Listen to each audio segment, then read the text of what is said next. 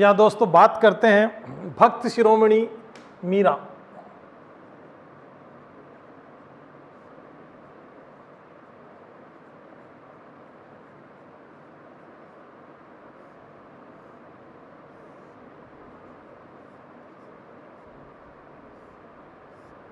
अब मीरा हर की लाडली भक्ति न चाली रे। कहते हैं कि मीराबाई का जन्म 1498 ईस्वी कुड़की गांव पाली में हुआ था। इनके पिता, इनके दादा जो जागीरदार थे, राज परिवार से संबंध रखते थे, और इनकी माँ वीर कंवरी और पिता इनके रतन सेन। तो कहते हैं कुड़की में जब जन्म हुआ तो जन्म के प्रसव के साथ ही मीराबाई की माँ वीर कंवरी जो है उनका देहांत हो गया था। देहांत होने के बाद जब माँ के अभाव में बेटी का लालन पालन मुश्किल हो गया, तब इनके दादा थे राव दूधा, और राव दूधा जो है वो मेड़ता के शासक होते हैं, और ये कुड़की गांव से इनको मेड़ता ले आते हैं।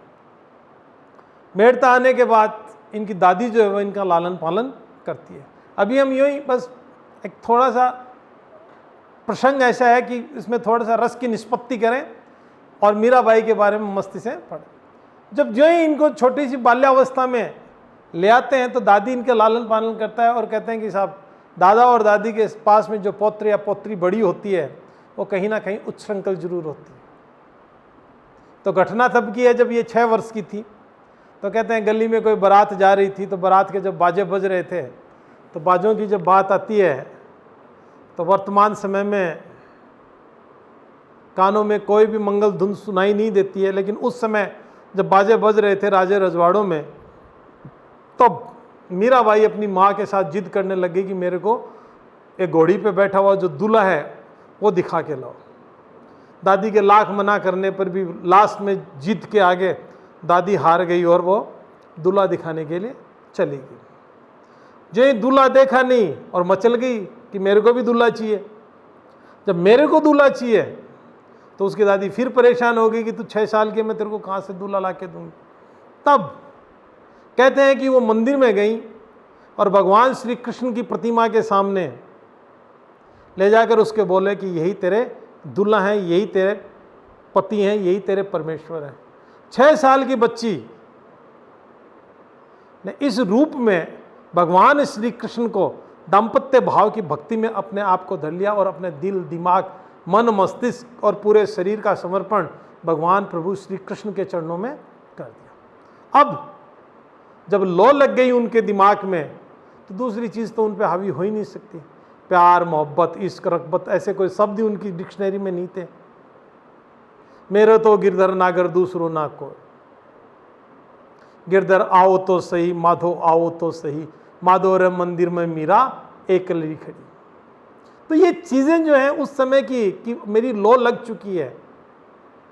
तो यहाँ हम बात करेंगे आज मीराबाई की। तो कुछ सूचने, उनकी जन्म, उनकी बाल्यकाल, उनकी विवाह, उनके फिर जो लेखन, साहित्य, पदावली, उनकी बातें हम करेंगे जो हमारी इस परीक्षा की दृष्टि से महत्वपूर्ण है। देखिए,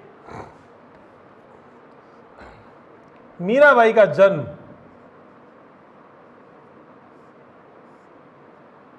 कुड़की,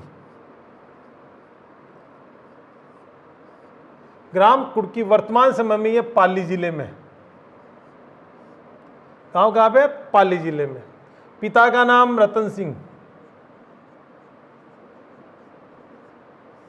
माता का नाम वीर कंवरी, माता का नाम वीर कंवरी, दादा का नाम राव दूधा। कहाँ के शासक? मेड़ता के। और इनके जो पिता हैं, कौन? रतन सिंह। इन रतन सिंह को भी एक जागीर दी हुई है, जो जागीर कहाँ की है? बाजोली।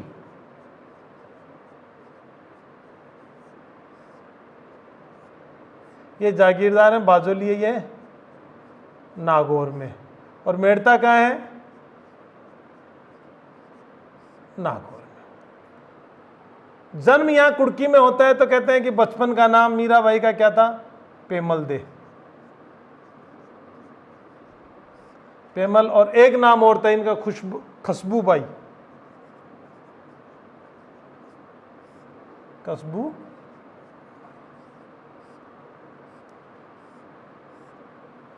अब देखिए, मीराबाई जब कुछ बड़ी होती हैं, मीराबाई जब कुछ बड़ी होती हैं तो वहां जन्म में पहली बात तो मां का देहांत हो जाता है, मां का देहांत हो जाता है। और जब मां का देहांत हो जाता है तो कहां आ जाते हैं? दादा और दादी के पास मेड़ता आ जाता है। दादा और दादी के पास मेड़ता आ जाते हैं। और मीराबाई की जो परवरिश है, उनका लालन पालन है, कौन करते हैं?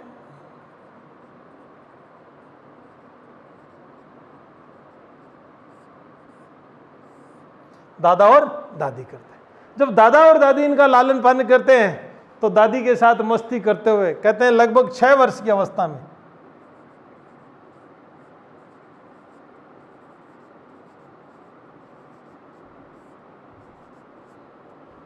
बारात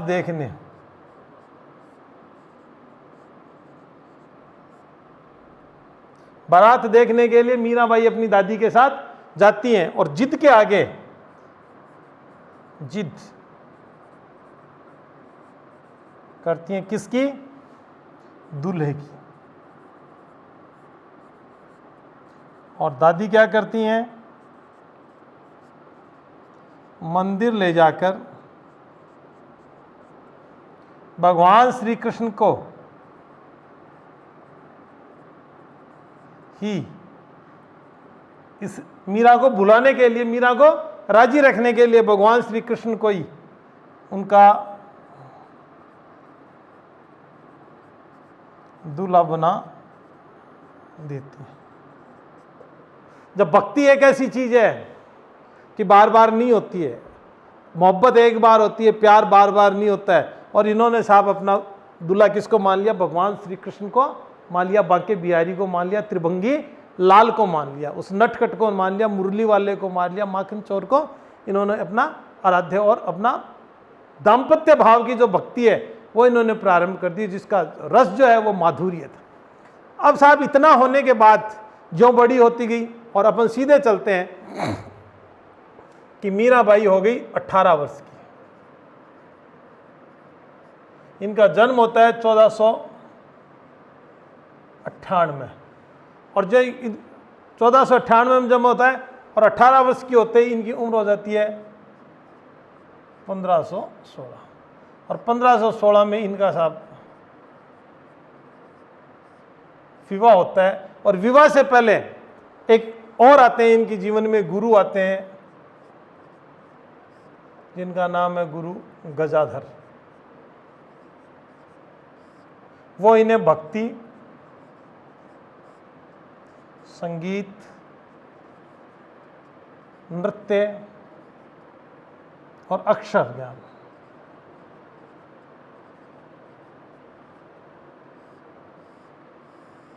इन तीनों की इनकी शिक्षा देते हैं। इनकी तीनों की व्यवहारिक शिक्षा देते हैं और मीराबाई को आगे बढ़ने के लिए प्रेरित करते हैं। अब साहब जब 1516 में विवाह की तिथि आती है तो मीराबाई का विवाह किसके साथ होता है? राणा सांगा के पुत्र बोझा के साथ। अब साहब सेनाई बजने लगी, धूम धड़ाके से शादी हुई। शादी के बाद मीराबाई चित्तौड़ चली गई। अब राजा महाराजाओं में क्या था कि मीराबाई जब चित्तौड़ चली गई तो राजा या तो मद में मस्त होते थे या रण में मस्त होते थे। मद और रण दोनों इसके साथ लागू हो गए। मीराबाई भक्ति भाव में निपुण रहती थी। तब मीराबाई के साथ इनके गुरु गजाधर भी कहाँ गए? चित्तौड़ गए। गुरु गजाधर भी चित्तौड़ गए। अब जब चित्तौड़ गए तो गजाधर को चित्तौड़ में जाने के बाद राणा सांगा ने दो जागीर दी। क्या दी? दो जागीर भेंट की। एक का नाम है मांडलगढ़, एक का नाम है मांडलगढ़, जो कहाँ है? मांडलगढ़ भीलवाड़ा में है। और दूसरी है पुर की जागीर।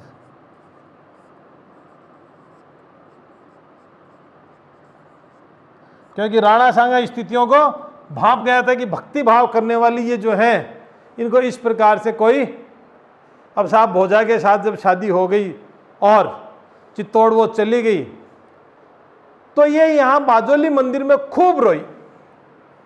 विदा के समय रोई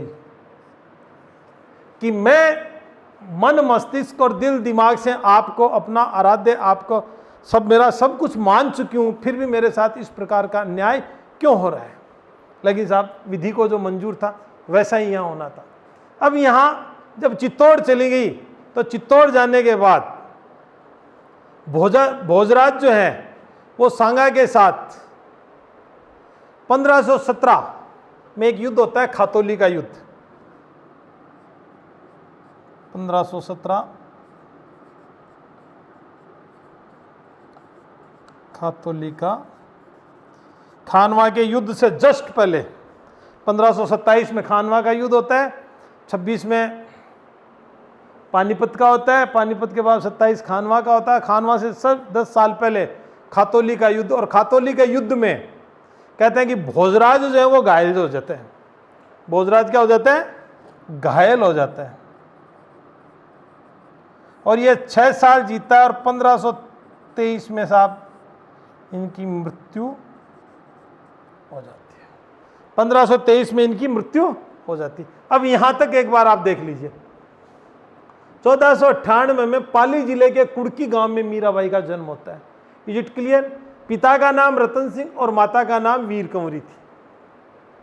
और बाजोली ये नागौर जिले में जाके ये क्या थे? जागीरदार थे। और कुड़की जो पाली जिला है, यहां का जो दुर्ग है उसका नाम है मीरा दुर्ग। पाली कुड़की में जो दुर्ग है, किला है, छोटा मोटा जो भी है, उसका नाम क्या है? मीरा दुर्ग। और जब इनकी माता वीर कंवरी, इनके जन्म के साथ ही प्रसव के दौरान ही मृत्यु हो जाती है। कुछ समय बाद दूधा के पास मीरा को ले आते हैं, मीराबाई को ले आते हैं। तो दादी और दादा के द्वारा इनका लालन पालन किया जाता है। इनके बचपन का नाम पेमल और इनको खुशबूबाई भी कहते हैं। माँ का देहांत होने के बाद दादा और दादी के पास मेड़ता में लालन पालन होता है। और 6 वर्ष की अवस्था में कहते हैं कि बारात देखने के लिए जिद कर गई मीराबाई, और वो दादी दिखाने ले जाती हैं और दादी को कहती है मुझे भी दूल्हा चाहिए। तब दादी भगवान श्री कृष्ण के मंदिर में लाकर उनके सामने इनको खड़ा करते हैं और बोले कि यही तेरा दूल्हा है। और मीराबाई 6 साल की अवस्था में ही भगवान श्री कृष्ण को अपना सब कुछ मान बैठी थी। और उनकी भक्ति उसी समय से कहते हैं दाम्पत्य जीवन की है, उनके माधुर्य भाव को वो प्रदर्शित करती है। तो इतना होने के बाद अब जब वो उनकी शादी हो जाती है और बाजोली के उस मंदिर में वो इतनी रोती हैं कि मेरे साथ इस प्रकार का व्यवहार क्यों किया जा रहा है। अब देखिए साहब, 1523 में जब भोजराज की मृत्यु हो जाती है तो मीराबाई क्या होती हैं? अकेले हो जाते हैं। और मीराबाई जब अकेले हो जाते हैं तो मीराबाई अपने मन और दिमाग भक्ति भाव में लगा देते हैं। और जब भक्ति भाव में लगा देते हैं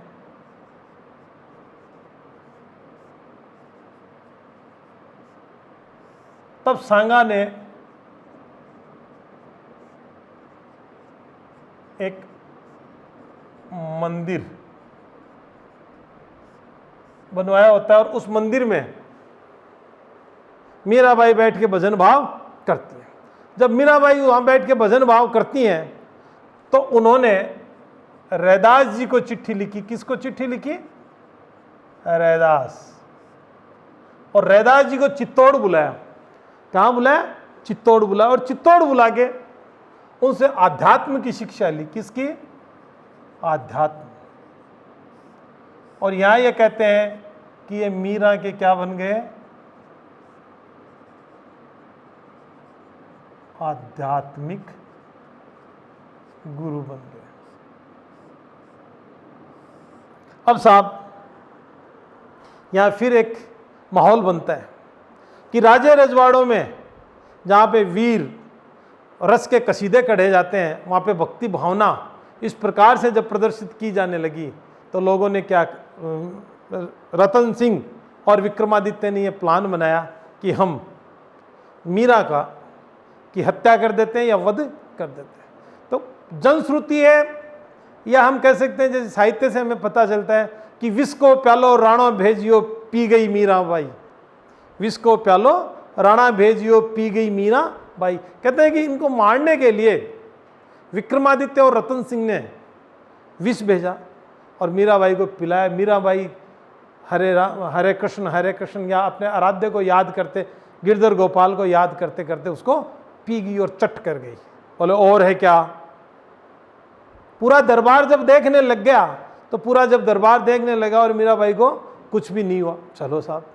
फिर दूसरी बार उन्होंने क्या कहा, अपने आराध्य को जब पुष्पमाला भेंट की जाती है, डेली उनकी पूजा पाठ में चढ़ाई जाती है, तो कहते हैं कि पुष्पमाला की जगह उन्होंने एक सर्प को भेजा था और सर्प की जगह कहते हैं कि जब वो चढ़ाने लगे तो वो पुष्पमाला बन गई। तब इन राजपूत राजाओं की क्या कि धीरे धीरे धीरे धीरे डर लगने लग गया कि ये साहब सिस्टम तो कोई दूसरा हमारे बस का खेल नहीं है।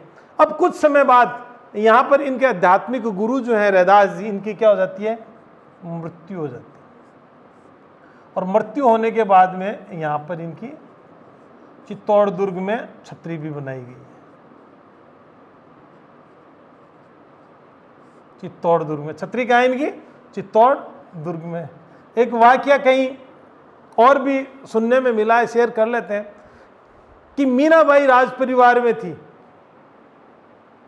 और जब राज परिवार में थी और रैदास जी चर्मकार थे, चमड़े की जूतियां बनाते थे, और कहते हैं कि इतना आला मौलाद मौजी आदमी थे कि इनको जब जूतियां बनाते लोग पहन जाते थे और पैसे नहीं देते थे।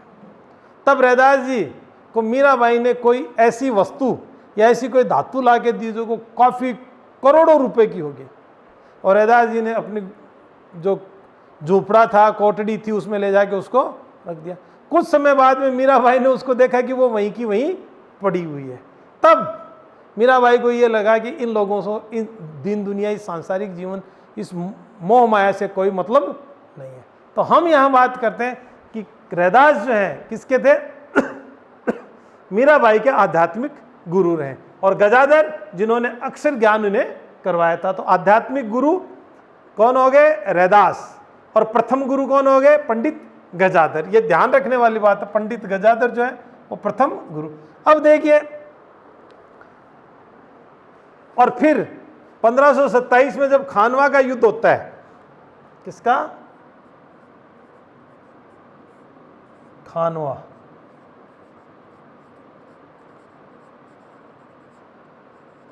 में सांगा भी घायल हो जाते हैं और उन्हें 1 साल बाद उनकी भी मृत्यु हो जाती है।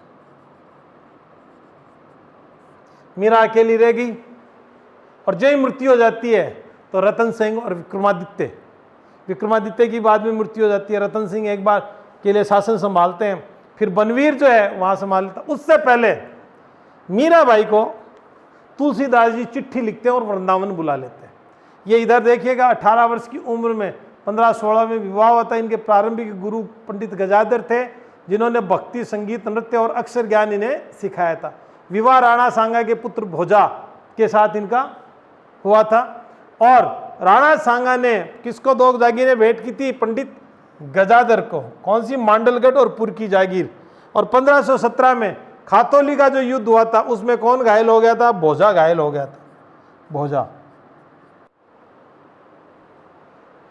तो 1517 में खातौली के युद्ध में भोजा घायल हो गए थे और 1523 में उनकी मृत्यु हो गई थी। तो मीराबाई ने जब वैधव्य प्राप्त कर लिया था और वैधव्य प्राप्त करने के बाद राणा सांगा स्वयं 1527 में खानवा के युद्ध में वीरगति को प्राप्त हो गए थे, उसके बाद मीराबाई बिल्कुल अकेली हो गई। तब उन्हें तुलसीदास जी ने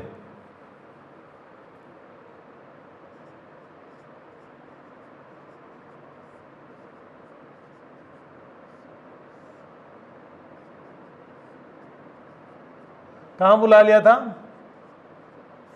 वृंदावन बुला लिया और वृंदावन में ये अपनी भक्ति भावना में तल्लीन हो गई थी और भक्ति भावना में तल्लीन होकर वहां पे ब्रज साहित्य का अच्छा इन्होंने यहाँ पे, तो यहाँ कहते हैं वृंदावन में भी चित्तौड़ के कुछ सन्यासी, चित्तौड़ के कुछ सन्यासी मीराबाई के पास पहुंचे और आमरण अनशन कर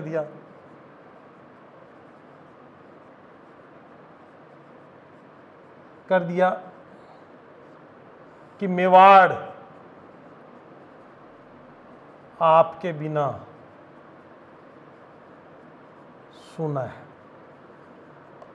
मेवाड़ आपके बिना सुना है। लेकिन उस मेवाड़ जिसमें मीराबाई को मारने की कोशिश की गई, उनकी भक्ति भावना को उन्होंने इज्जत तवज्जो मान मर्दन किया, वहां जाने से इन्होंने बिल्कुल मना कर दिया और अपनी वृंदावन में भक्ति भाव करते रहे। और अंत में फिर मीराबाई कहां चली गई?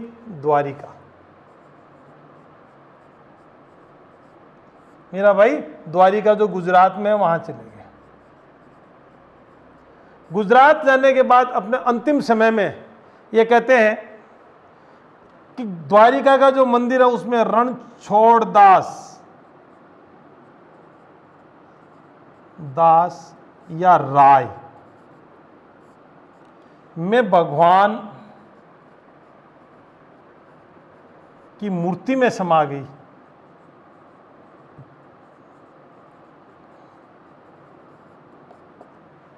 और अपनी ई लीला समाप्त कर ली। मूर्ति में भगवान जो रणछोड़ दास की मूर्ति है उसमें समा गई कब? 1546 में। 1546 में। तो उम्र कितनी ली इन्होंने? 1498 और 48 साल की उम्र में मीराबाई इस संसार को टिए करके देवलोक गमन में चली गई। अब हम बात करते हैं मीराबाई के द्वारा किए गए उन कृत्यों को जिन्हें हम सूचनाओं की दृष्टि से महत्वपूर्ण है। तो तुलसीदास जी ने वृंदावन बुला लिया, वृंदावन मीराबाई चली गई।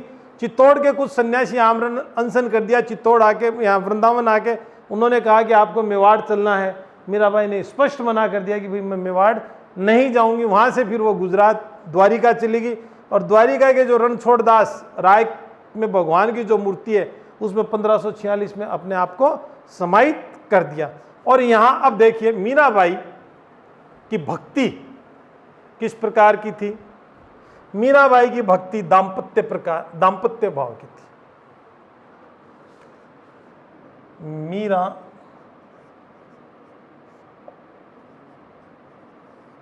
बाई की भक्ति भगवान श्री कृष्ण को क्या मानती थी? अपना पति। इससे क्या हो गई? दाम्पत्य। और इस भक्ति को देखकर, भक्ति कैसी थी? दाम्पत्य, पति को, तो ऐसी कौन सी भक्ति हो गई? सगुण भक्ति। और सगुण भक्ति में जिस रस की निष्पत्ति होती थी वो कौन सी थी? माधुर्य।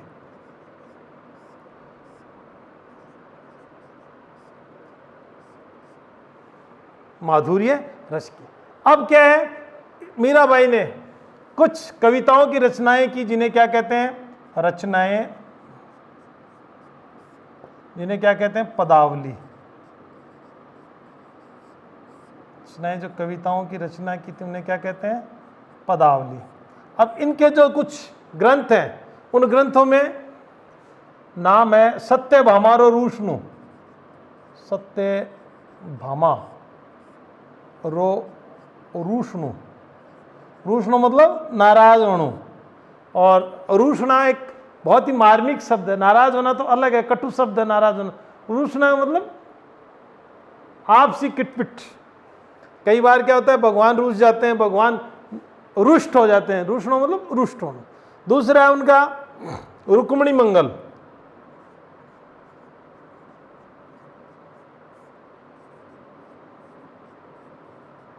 रुक्मिणी मंगल।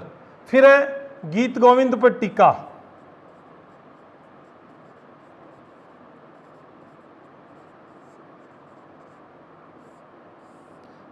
ये एक ऐसा है कि जयदेव का जो ग्रंथ है गीत गोविंद भगवान श्री कृष्ण को समर्पित है, उस पर टीका लिखी गई है। उस पर मीराबाई ने भी टीका लिखी है।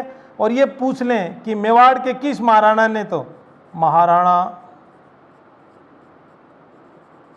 कुंभा,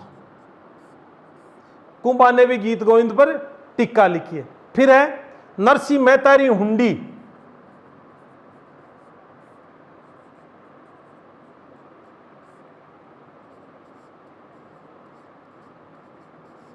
कहते हैं कि 56 करोड़ का मायरा किसने भरा था? नरसिंह मेहता ने भरा था। फिर एक नाम आता है रत्ना खाती,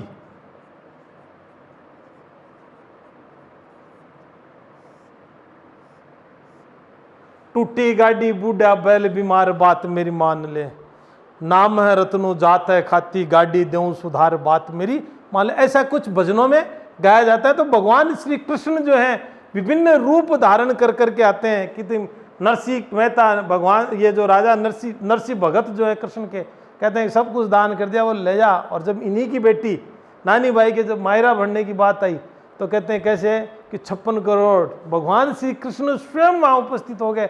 अब वो कहते हैं इनके दोस्त कौन, साधु संत हैं जो गाड़ी में नहीं बिठा रहे, तो कहते हैं भाई कौन है तेरी टूटी गाड़ी बूढ़ा बैल बीमार बात मेरी मान ले।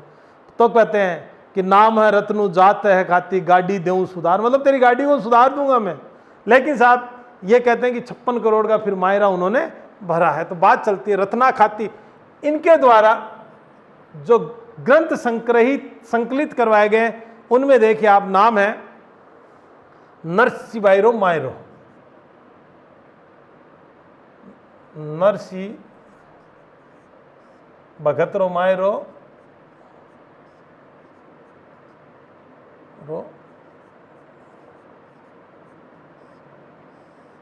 नरसिंह भगत जो मायरा भर के है उसकी बात करते हैं। और इन सब ग्रंथों की भाषा कैसी है? ब्रज भाषा। कैसी है? ब्रज भाषा है। और नरसिंह मेहता की हुंडी और इनकी, और फिर एक पुस्तक है इनकी राग सोरठ और राग गोविंद, राग सोरठ और राग। तो यहां पदावली कौन कौन सी है? सत्यभामारो रूष्णु, सत्यभामारो रूष्णु, रुक्मिणी मंगल और गीत गोविंद पर टीका। ये किसकी? मीराबाई और महाराणा कुंभा, यानी एक मारवाड़ की शासिका और दूसरा शासक, इन दोनों की इस पर टीका। नरसिंह मेहतारी हुंडी।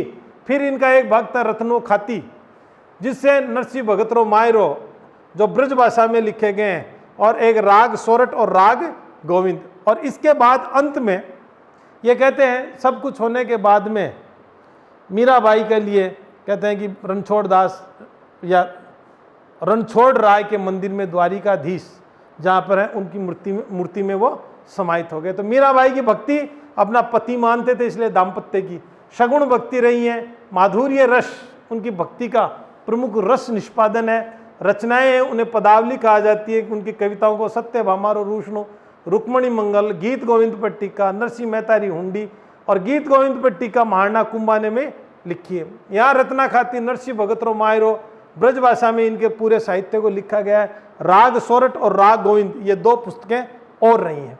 अब मीराबाई की जब बात करते हैं तो मीरा मीरा मीरा, और मीराबाई की बात करते हैं तो एक आता है वागड़ की मीरा, गौरीबाई, वागड़ की मीरा। वागड़ का मतलब दो जिले, बांसवाड़ा और डूंगरपुर और बांसवाड़ा, इसको बोलते हैं वागड़। एक नाम आता है वागड़ की मीरा।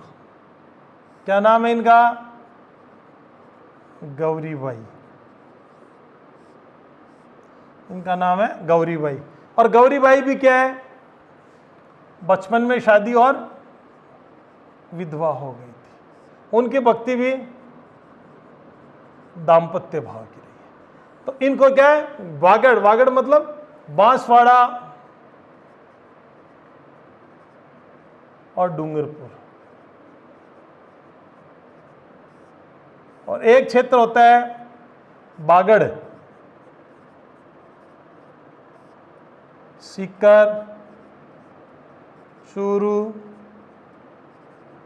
झुंझुनू, नागौर और पाली, यह होता है बागड़। तो गौरीबाई और जब बचपन में उनकी शादी हो गई थी, वैधव्य को प्राप्त हो गई थी, वो भी भगवान श्री कृष्ण की भक्त थी। किस क्षेत्र की थी? डूंगरपुर और बांसवाड़ा क्षेत्र, जिसको बोलते हैं वागड़। और तो वागड़ की मीरा गौरीबाई। दूसरा आता है एक किशनगढ़ की हम बात करते हैं।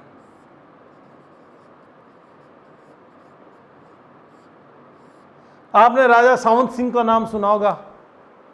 और जब सावंत सिंह की बात करते हैं तो उन्होंने अपने नागरीदास, जिनको बोलते हैं, वो वृंदावन जाके नागरीदास बन गए थे।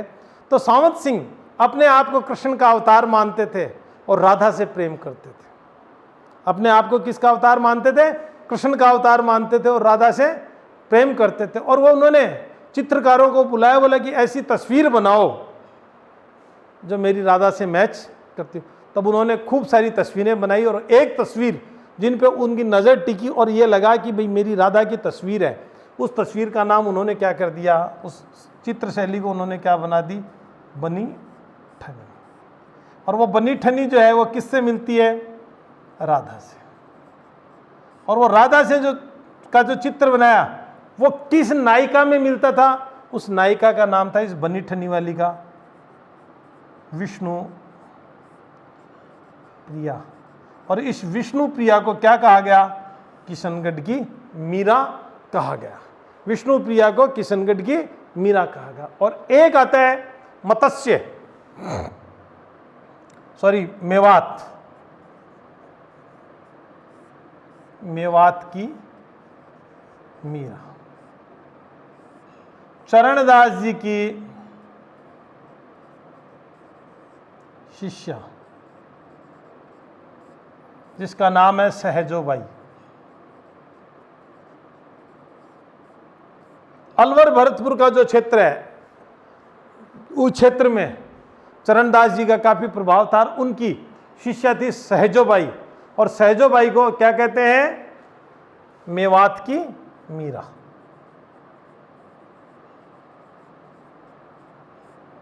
मेवात की मीरा। तो ये मीराबाई के बारे में हम लोगों ने कुछ सूचनाएं साझा की आप लोगों के साथ। और आप निरंतर पढ़ते रहिए, और भी आपको कई सूचनाएं मिलती रहती हैं, आप ऐड करते रहना। क्यों? कि आपको अपना जो अध्ययन सामग्री है उसको विशालकाय रखनी है। परीक्षा में पता नहीं किस जगह से प्रश्न आ जाए। क्यों? ये मान के चलना प्यारे बच्चों, मेरे सहपाठियों, मेरे सहयोगियों, मैं आपको क्या क्या बताऊं, कहीं से ऐसे ऐसे सवाल उठ के आते हैं जो तथाकथित गुरुजन ये कहते हैं इसके अलावा कुछ नहीं पूछेंगे। कई बार ऐसा ही होता है, उसके अलावा ही सब पूछते हैं। तो अपना जो ज्ञान है उसको विस्तृत करना है। एक जगह अपने को कुएं का मेंढक नहीं बनना है, क्योंकि अपने पास समय और समय के दौरान हमें जितनी सूचनाएं आजू बाजू प्राथमिक और द्वितीयक जितने भी स्रोतों से मिलती हैं, अपने विषय के बारे में अपने को संकलित सूचनाएं होनी चाहिए, जो परीक्षा में पता नहीं किस मोड़ पे अपने काम आ जाए। चलिए आगे देखते हैं। मीराबाई के बारे में बात करने के बाद, अध्ययन करने के बाद, हम अब पढ़ते हैं अगले संत के बारे में।